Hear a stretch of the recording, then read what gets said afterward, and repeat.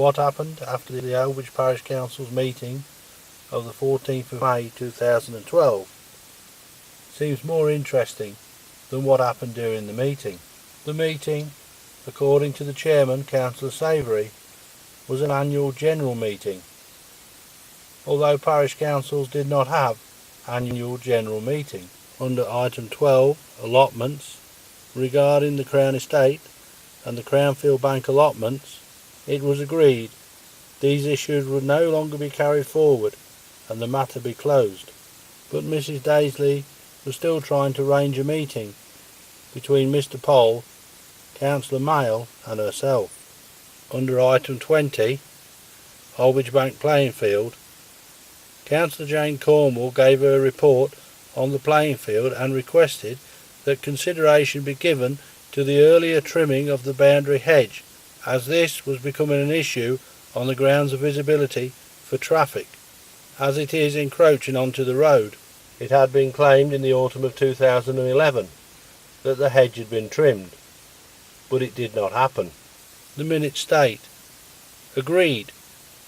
Councillor Terry Harrington undertook to let her know the date trimming could take place. At the June Parish Council meeting, the minutes of the previous meeting held on the 14th of May 2012, as circulated, were approved and signed by the chairman as a true and accurate record.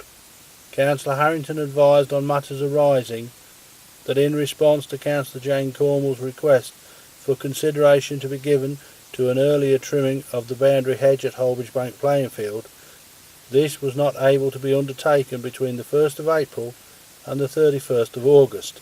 Highways can sanction trimming during these dates if they are duly notified and grant approval as a safety issue. Councillor Cornwall duly noted this and will report back further. But a few days later, the hedge was being cut. Subsequently, it was to emerge that Highways had not granted permission for the hedge to be cut. Highways had not been asked for permission. The council was to claim they did not know who had cut the hedge. When the parish council resolved to go into committee at the May meeting, the public left the building. Some were to stop for a while outside the building and talk, including Mr. Poll to the press reporter. Mr. Poll told her that parish councils did not have AGMs, and this was stated on the internet, and he agreed to provide her with a copy of this. As Mr. Poll walked away from the building, Mr. Baird was to pull up alongside in his 4x4, wave and smirk. It was though he knew what Councillor Mayle had said and what the council had agreed. Mr. Poll was to ring his friend and ask him if he had seen Mr. Baird. The reply was, I would have put the bird feeder straight through his window. That evening, Mr. Poll printed the item off the internet and delivered it to the newspaper offices. On the way back, he stopped at the garage at Wapload for petrol, and when coming into Holbeach at 10:30, saw somebody go down aside the council offices.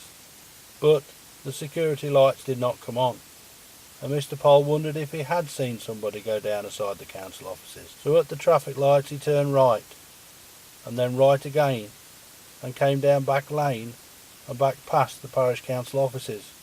There was no lights on. At about 11 o'clock, Mr. Poll was again past the council offices, while delivering a takeaway. The only light on in the building was the light near the green door, which was left on all night. When Mr. Poll left the takeaway at 11:40, he was to see the person who he had seen go down aside the council offices, heading in a direction away from the council offices.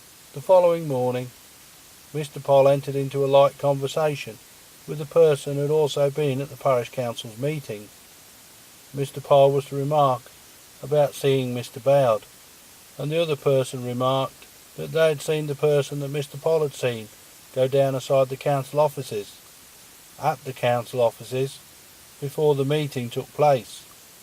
Mr. Poll was still bugged about the fact that the security lights had not come on, so that evening he went to the council offices and walked down the side towards Mrs. Daisley's office. The security lights did not come on.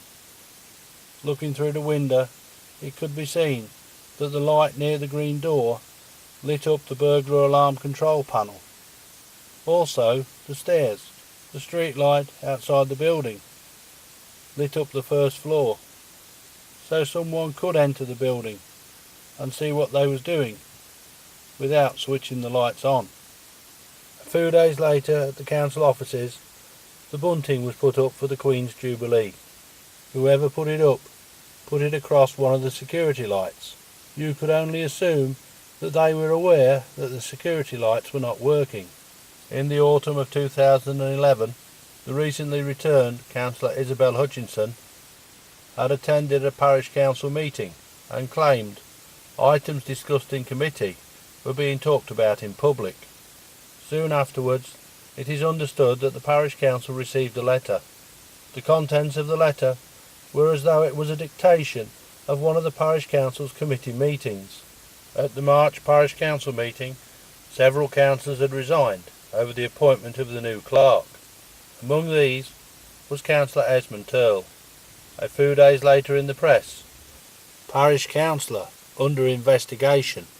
The article began, "One of the parish councillors who quit at a farcical meeting last week was being investigated by a standards committee," and went on, "It is believed Mr. Turl is accused of leaking confidential council information to a member of the public." The Lincolnshire Free Press has been told that other councillors are also facing investigations over a number of allegations, but details have not been confirmed. So who did tell the press about this? Was it done to tarnish those who'd left? 2 days later, in a sister paper, complaint not connected. A former Holbeach parish councillor has threatened to start a civil action against a resident after she made a complaint against him. In a statement to the Spalding Guardian, he said, "I am aware that a complaint has been made about me to the Standards Committee, and I have responded directly to them. It is believed that Mr. Turl told the Standards Committee that councillors thought the offices were being bugged," which made you wonder if the council offices had actually been bugged, and if ex-councillor Turl had been set up. Mr. Pole decided that he was going to raise the matter at the July council meeting, and as Mr. Pole had seen Mr. Baird when he left the council meeting, he thought it only fair that he should include Mr. Baird when he asked the question. When it came to Mr. Pole speaking in the open forum, he was to start by saying "Good evening, councillors," to which they all replied "Good evening." It was though they was ready to expect something, but they did not know quite what. "Mr. Chairman, is it true that Mr. Dean Baird has been paying to have the council offices bugged?" The chairman looked bemused. "Can you repeat the question, please?" "Is it true, Mr. Chairman, that Mr. Dean Baird has been paying to have the council offices bugged?" "I don't know what you're talking about," said the chairman. Mr. Pole replied, "Well, perhaps we should go another way and rearrange the papers he took with him to the meeting. Mr. Chairman, in the parish council's accounts for the year ending the 31st of March 2012, there is an amount of £1,185 paid to a firm of private investigators from Nottingham. Can you tell me what that is for, please?" The chairman looked shocked and replied, "That is a good question. In fact, the auditors asked that question, and it's under investigation, and I can't really say any more than that." Mr. Pole replied, "Well, just one more question. Can you tell me why the security lights are not working on Mrs. Daisley's office, please?" The chairman looked shocked and replied, "I didn't know they weren't." Mr. Pole said thank you and sat down. The following evening, Mr. Pole noted that the light just inside the green door was not switched on at the council offices. He was then to walk down beside the offices and find that one of the security lights was now working.